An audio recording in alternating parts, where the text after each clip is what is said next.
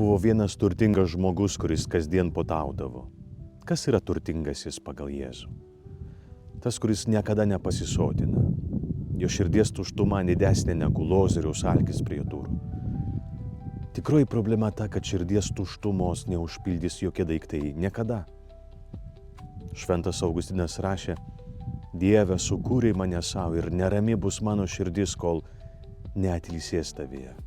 O mes manome, kad laimė naujas telefonas, drabužis ar diplomas. Bet širdis ir toliau alksta. Jei jauti tuštumą, jei alksti meilės ir džiaugsmo, tai gerai. Tai tavo širdies šauksmas į Dievą, vienintelį, kuris tikrai pasotina. Šiandien pabandyk. Trumpa malda, tylos akimirka, padėkauju Eucharistijoje ir nerami širdis atras ramybę.